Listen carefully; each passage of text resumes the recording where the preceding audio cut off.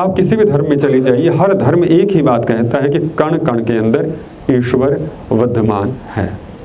आस्तिकता नास्तिकता की परिभाषा ये है कि कोई ईश्वर तो यही कहते हैं कि मैं जो नास्तिक हैं उनका वध करने जाऊंगा।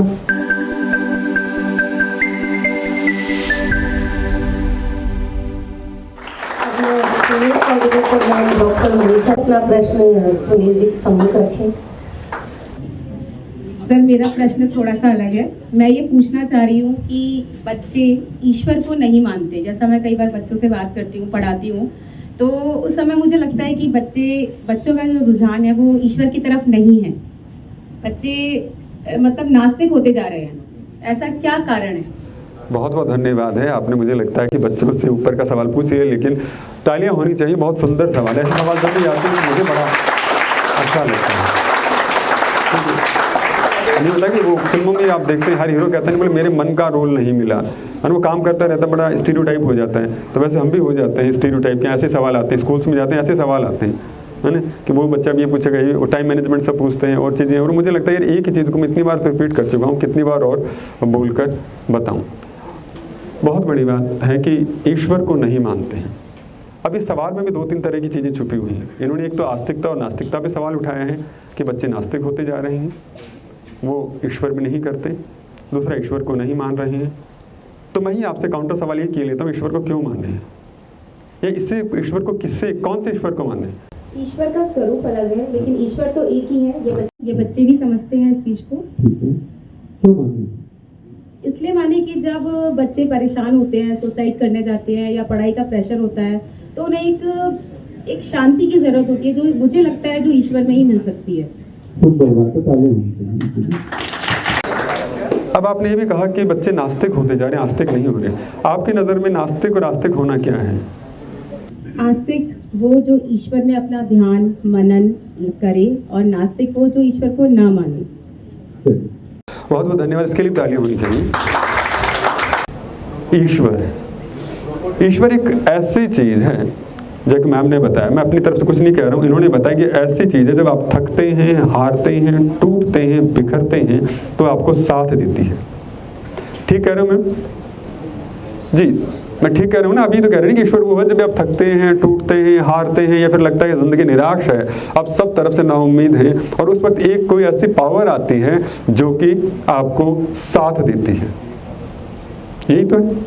चलिए, बहुत बहुत धन्यवाद। अब जब मैं खाना खाने की सोच रहा था, मुझे राशन की ज़रूरत थी। खाना खाने की सोच रहा था तो मुझे राशन की ज़रूरत थी, और मैं चला गया बनिए के पास में, जो डिपार्टमेंट स्टोर का जो मालिक, उसके पास में चला गया, और मैंने कहा मुझे राशन दो, और उन्होंने मुझे थैली भर के राशन दे दिया। मैंने उससे पैसे चुकाए, मैं ले आया।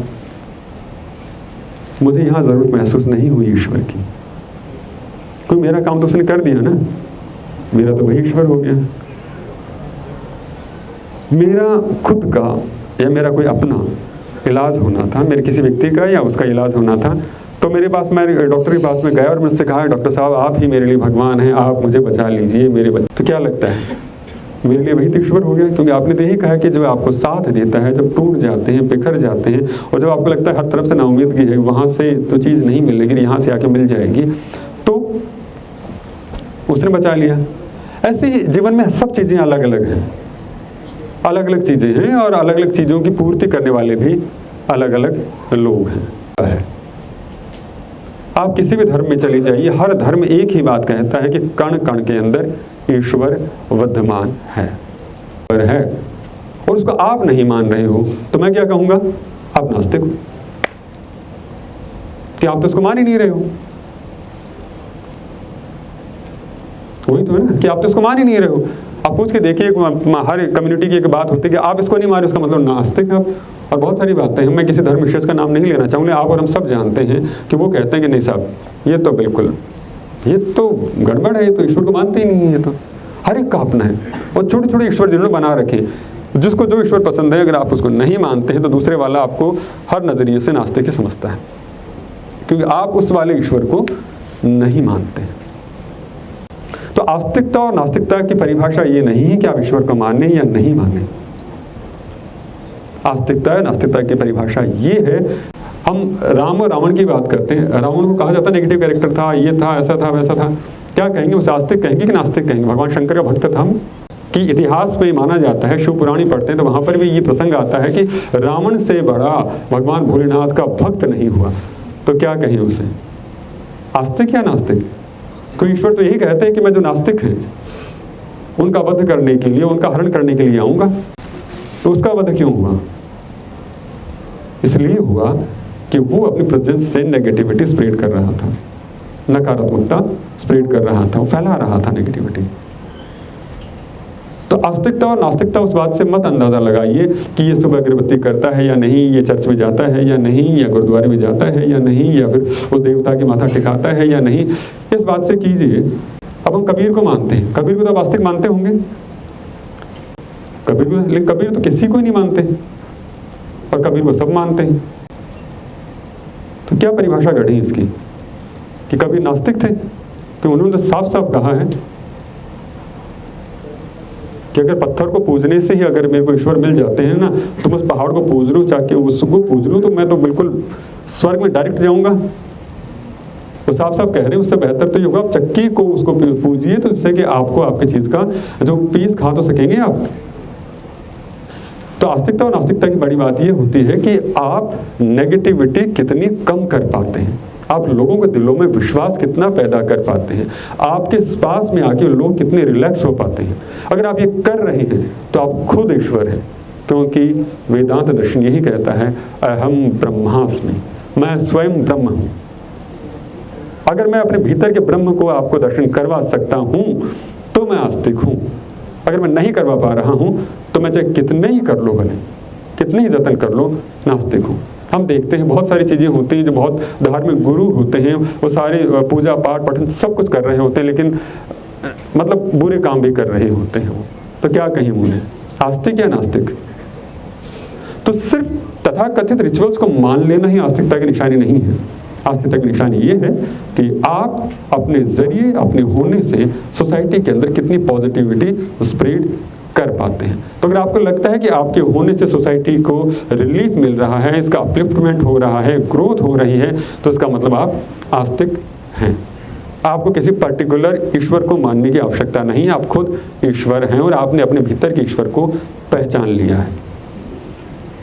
आपने अपने भीतर के ईश्वर को पहचान लिया, आप उसे पहचानिए और आप देखिएगा कि आप बेहतर कर पा रहे हैं। सबके अपने अपने ईश्वर हैं। क्या सब लोग एक ही व्यक्ति को मानते हैं? लेकिन सब ने एक काम किया है, इस सोसाइटी का अपलिफ्टमेंट किया है।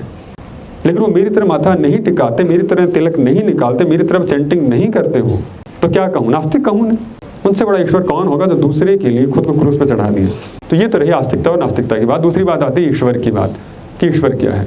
ईश्वर, आपने बहुत सुंदर खुद ही जवाब दे दिया कि ईश्वर वो है, एक ऐसी शक्ति है जो आपको एक पॉजिटिविटी देती है, सर्वाइवल देती है, आपको सपोर्ट देती है, आपको आगे बढ़ने का रास्ता देती है। वो किसी भी रूप में आ सकता है, क्योंकि ये एक ऐसी चीज़ है जिसको आप साइंस के नज़रिए से फिट मान सकते हैं और इसको जर्नल इश्यूज़ की तरह भी फिट मान सकते हैं। वरना हमेशा आपके सामने कॉन्ट्रास्ट आएगा ही आएगा कि साइंस कहेगी कि ये नहीं है और जो दूसरा कहेगा कि ये है। और आज के दौर में मैं ये नहीं कहूँगा कि आप विज्ञान के तरीके से ना चलें, विज्ञान के तरीके से मानें। और सबसे अच्छा तरीका यही है कि आपको रिलीफ कौन दे रहा है। मैंने कहा ना कि अगर मेरे किसी परिजन को एक डॉक्टर बनाता है, बचाता है, तो मैं उसी के धोख देता हूँ। एक्टर एक्ट्रेस भगवान हो जाते हैं। आप साउथ इंडिया में जाइए, बहुत सारे एक्टर्स हैं जिनके मंदिर बने हुए हैं। नहीं बने हुए 2000 मंदिर तो मैं ही बता सकता हूँ। खुशबू का बना हुआ है, रजनीकांत का बना हुआ है, नागार्जुन का बना है, बने हुए हैं। तो क्या ईश्वर है क्या ये सब लोग? मंदिर तो बने, लेकिन मैं इनके दिमाग को ओपन करना चाह रहा हूँ कि आप कहाँ जाएं, क्योंकि खौफ किसी के भी दिल में नहीं होना चाहिए, आदर होना चाहिए। अगर आप किसी बात के जरिए लोगों के दिलों में खौफ पैदा करते हैं तो गलत करते हैं। कि मान लीजिए मेरे बच्चे की कोई दिक्कत हो रखी है, तो मैं क्या करूँगा? मुझे किसी खौफ की ज़रूरत नहीं है, मुझे उस प्यार की, उस रिस्पेक्ट की, उस कनेक्टिविटी की ज़रूरत है। तो मैं किसी सवाल की, किसी परेशानी के इंतज़ार में नहीं रहूँगा। मैं हर वो काम कर डालूँगा जो मुझे नहीं भी करना चाहिए। तो आपने बड़ी अच्छी बात कही है कि आपको ये होना चाहिए कि बच्चे एक ऐसी यूनिवर्सल पावर को माने जहाँ पे उन्हें जाके लगे कि यार उस नहीं करेंगे तो उसको मुंह क्या दिखाएंगे। तो खौफ के बजाय एक शर्मिंदगी हो कि हमें एक जिम्मेदारी दी गई थी, तो वो ईश्वर हमारे लिए फादर भी हो सकते हैं। आप भी हो सकती हैं। तो यहाँ पे हमें जो बात बतानी है बच्चों को, वो ये बतानी है कि आपके भीतर एक टारगेट है, एक गोल छिपा हुआ है और उस गोल को ही पूरा करना है, और वो गोल आपने खुद के लिए डिसाइड किया है। तो आपकी सबसे बड़ा जो डर है ना, वो खुद के भीतर होना चाहिए कि आप बेईमान नहीं हो। दो तरह की बातें होती हैं, है ना। मुझे लग रहा है सवाल बड़ा गहन सा हो गया है। दो तरह की चीज़ें होती है, एक तो होती है मॉरल, जो कि आपको ईश्वर से जोड़ते हैं, जैसे हम ईश्वर कह रहे हैं, और एक चीज़ होती है एथिकल। क्या लगता है, मॉरल और एथिक्स एक ही चीज़ होते हैं? एक जैसी तो बातें नजर आती हैं। मॉरल में वही है ना, आपको ऑनेस्ट होना चाहिए, मॉरल भी है और एथिकल भी है। हल्का सा डिफरेंस है इनके अंदर, बहुत थिन लाइन डिफरेंस है, जिसको हम समझने की कोशिश करेंगे। एथिक्स हमारे समाज के जरिए बनाए जाते हैं, कौन लॉ एंड ऑर्डर होते हैं, वो कोड ऑफ कंडक्ट होते हैं, वो नियमावली होती है, वो कि आपको ये काम ऐसे करना है। कोई परिस्थितियां बदलने से हम लोग अपने दिमाग पे नियंत्रण नहीं रख पाते और कई बार हम लोग गलत भी कर जाते हैं। तो वहां पर क्या होगा, उसे हम कहेंगे एथिकल होना।